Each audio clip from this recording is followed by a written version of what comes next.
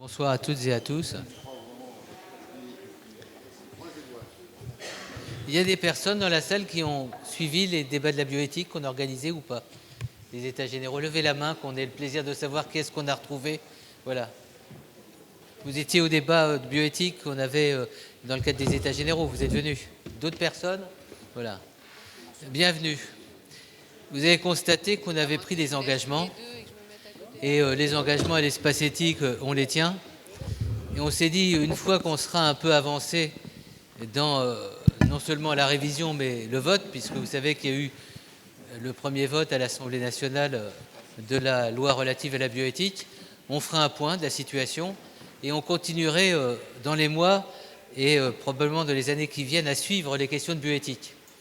Vous pourrez prendre d'ailleurs au passage, quand vous allez sortir, le document de présentation du programme universitaire d'espace éthique. Non pas que vous ayez besoin de vous y inscrire en master ou de faire un doctorat chez nous, mais vous verrez que l'engagement qu'on avait pris, c'est de créer des universités populaires de la bioéthique. Donc ces universités populaires de la bioéthique existent maintenant, et vous pouvez, sans avoir à payer quoi que ce soit, suivre des filières de formation, de sensibilisation à différents domaines de la bioéthique. D'abord, tous les fondamentaux. Donc bienvenue à l'espace éthique pour celles et ceux qui le souhaitent. Et puis ensuite, vous verrez qu'il y a tout un ensemble d'approches plus techniques qui sont proposées, avec d'ailleurs, à partir de la rentrée universitaire prochaine, des renforcements dans ce domaine. Tout ça pour dire qu'on est dans une dynamique. Dans la fin de la loi relative à la bioéthique, on évoque la notion de débat qui doivent être pérennisées pour accompagner l'évolution de la recherche et l'implémentation sociale. En ce qui concerne l'espace éthique Île-de-France, nous serons au rendez-vous.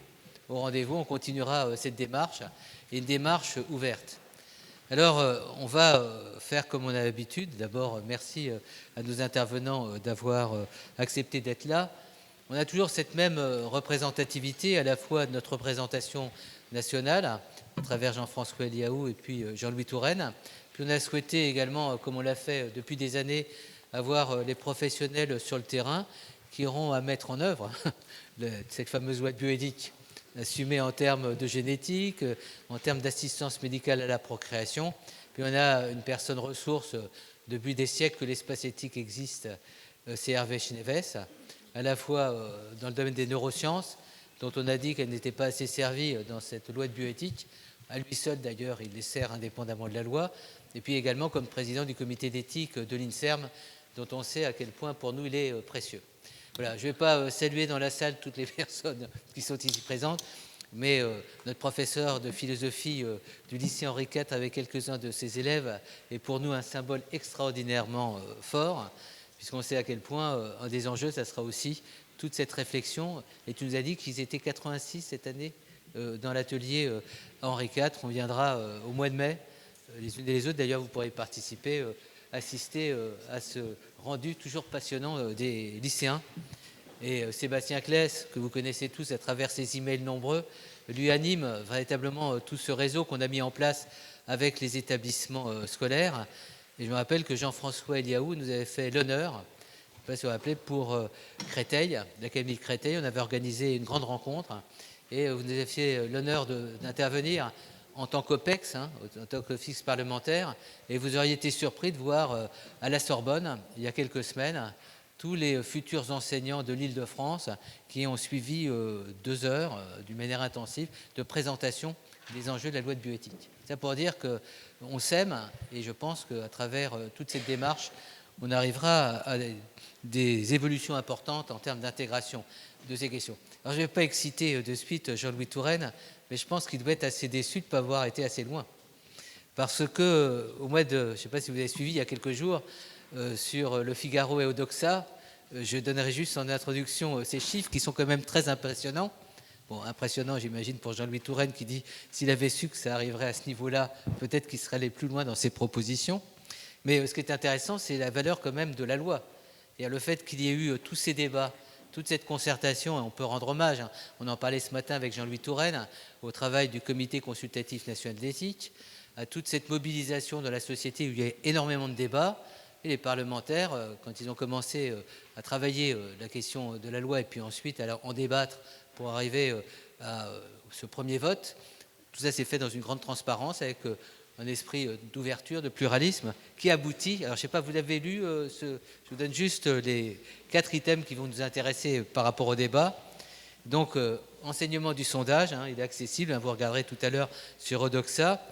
L'approbation de l'extension de la PMA aux femmes célibataires et aux couples de femmes homosexuelles a progressé depuis son adoption par l'Assemblée nationale de 6 points. Donc aujourd'hui, 63% des Français sont favorables à cette évolution. C'est assez significatif. Et encore une fois, plus 6 points depuis que l'Assemblée nationale a voté en première lecture le texte de loi. Deuxième point, qui était un point sensible, important, révélation d'identité du donneur de sperme. Les 2 tiers des Français, 65%, y sont favorables. Et on en discutait aussi ce matin. On voit que peut-être un certain nombre de personnes qui n'auraient peut-être jamais donné de gamètes sont plutôt maintenant incitées dans le contexte, dans cette espèce de dynamique, à donner des gamètes. En tous les cas, c'est les écosses qui avaient beaucoup d'inquiétudes et qui aujourd'hui voient déjà émerger des profils, de nouveaux profils, comme ça a été dans d'autres pays qui avaient été plus en amont que nous par rapport à cette évolution. Voilà, c'est un chiffre intéressant. Ensuite, le point 3, il y en a 4, soyez rassurés. 60% des Français approuvent la congélation des ovocytes pour que les femmes puissent reporter leur grossesse. Et le chiffre est intéressant, tout ça pour dire qu'il faut en parler, en discuter. C'est tout le travail pédagogique qui a été développé ces derniers mois.